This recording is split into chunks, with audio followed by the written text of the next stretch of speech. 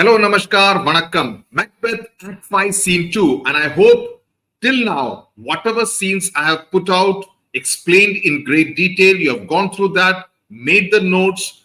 I repeat, for Prism and Rhapsody, I'm sharing my short notes on our Instagram and WhatsApp channels, Study with Sudhir. So please follow those channels, save those videos, share those videos with yourself and with your email ID or onto your WhatsApp and your friends, because it will help, because they will also end up sharing something with you.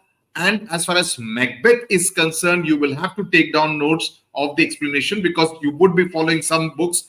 I don't want to repeat the thing, but I can tell you from my experience, and I've gone through a few books. According to me, most of the books in the market are pretty bad quality, and my notes are much more exhaustive the way I have explained it. When I say my notes, the way I have explained it, putting it in context, you will gain. The success test papers will come in the second half of the academic year, which will include MCQs, which will include the reasoning questions, which will include the 5-mark and the 10-mark questions as well. That is something which I have to prepare. That will take place in the second half of the academic year. Okay, so with this, we start with Act 5, Scene 2.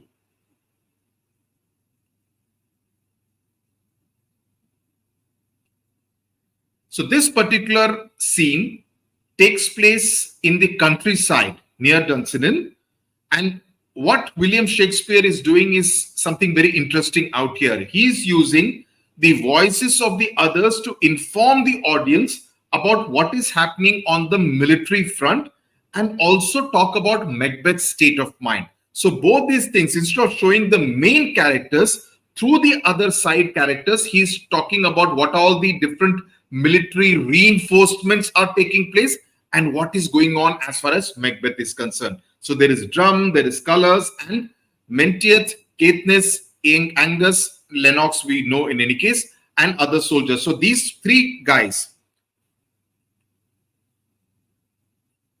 Menteith, Caithness, and Angus, they're all Scottish noblemen. Menteith says, the English power is near, led on by Malcolm, his uncle Seward, and the good Macduff. So he says that the English army, power means army, is very close to where we are,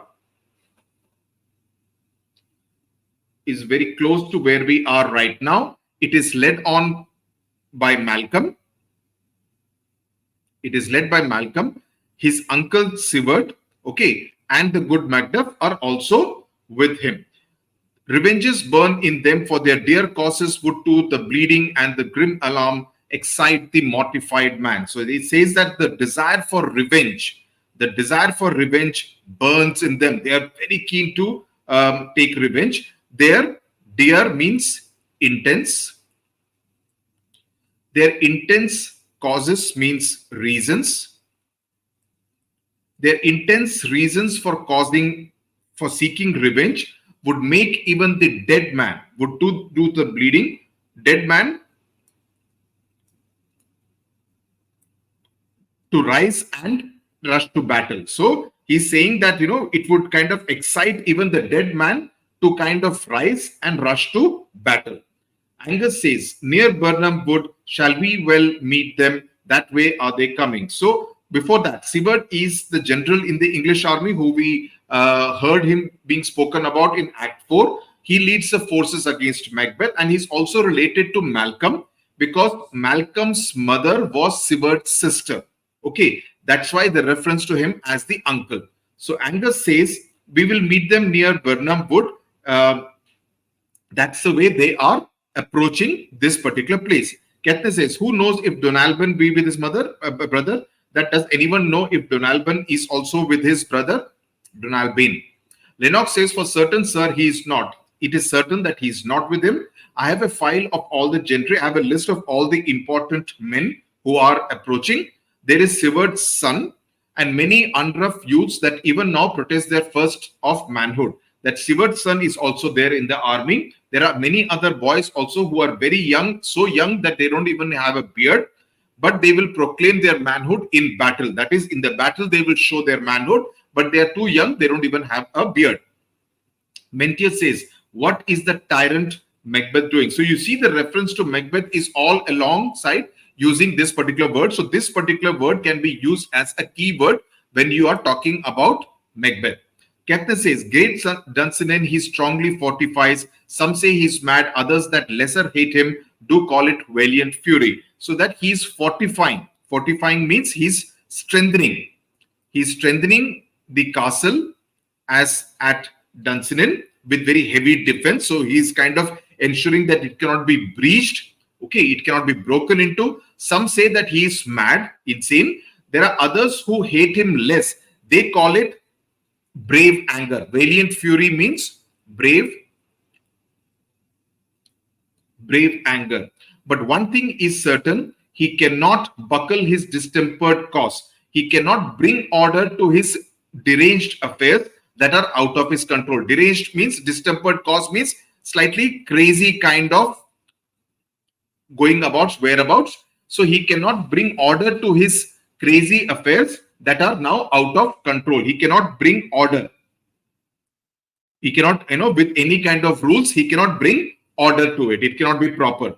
Angus says, now does he feel his secret murder sticking on his hands? Now you see everybody is beginning to talk about it. Very significant. We saw Lady Macbeth hallucinating about it when she was walking in her sleep. Now even Angus is speaking about it. He says, now Macbeth feels the blood of his secret murder sticking to his hands. The murder of Duncan, of which he is suspected to have a hand. The murder of Banquo. His secret murder sticking on his hands now minutely revolves, upbraid his faith breach. Now every minute, it's minutely means now every minute, rebel armies are punishing his treachery. Rebel armies are punishing his treachery. This is treachery, his betrayal. Okay, upbraid means to punish. Those he commands move only in command. That the people who he are commanding, that the soldiers who Macbeth is commanding, they are simply following his orders. They don't have their heart in fighting for Macbeth. They don't fight for him out of love. Okay, it is not out of love, but they are doing it only because they are being ordered to do so. Now does he feel his title hang loose about him? Now he feels that the title of the King of Scotland that is there for Macbeth is hanging very loosely about him, in the sense that it is there only in title. It is not giving him the real feel of a king, because no one is doing anything for him out of genuine affection and love for him, right? Okay. He's like a dwarf, like a giant's robes upon a dwarfish thief. That is, he's like a thief who is also like a dwarf who is trying to wear the robes of a giant. So the giant is referred to, obviously is a reference to Duncan, means he's too insignificant to be a king. So he's wearing the robe of King Duncan, but he's actually a dwarf, Bona, and he's actually a thief, Chor. So, speaking about him in rather harsh kind of language. So this is kind of, it gives you sense of what? When others talk about Macbeth, it gives you a sense of, how the mood is changing around him in Scotland. So it gives you a sense of what others are plotting. It also gives you a sense of how he's perceived by the other people in Scotland. So that's how this particular short scene is very significant. Menteith says, who then shall blame his pestered senses to recoil and start? So he says that who can blame him for behaving erratically? Pestered senses means behave in an erratic manner. Okay, to recoil and start, when with himself, when all that is within him does condemn itself for being there, when he blame himself for what is done. Condemn means he's blaming himself. So who can blame him for behaving erratically? Because he's behaving erratically because he's blaming himself for what is done. Blame itself, condemn itself. Well, march we on to give obedience where it is truly owed, meet we the medicine of the sickly weal. So Katniss says that let's march on. Well, let us march on and give our loyalty. Obedience means loyalty to someone who truly deserves it, meaning to say that Macbeth does not deserve our loyalty and respect. So where it is truly owed. So the reference to Malcolm. Meet we the medicine of the sickly weal. So we are going to meet Malcolm, who is going to be the medicine for our sick country. So Malcolm is referred to as medicine of the sickly weal. This is a key phrase that you can use whenever you're talking about Malcolm. Medicine of the sickly weal. That he is the medicine who will cure our sick country. And with him pour we in our country's purge each drop of us. And with him we will pour our own blood to heal our country. That is, we are willing to shed our blood for the sake of saving our own country alongside Malcolm.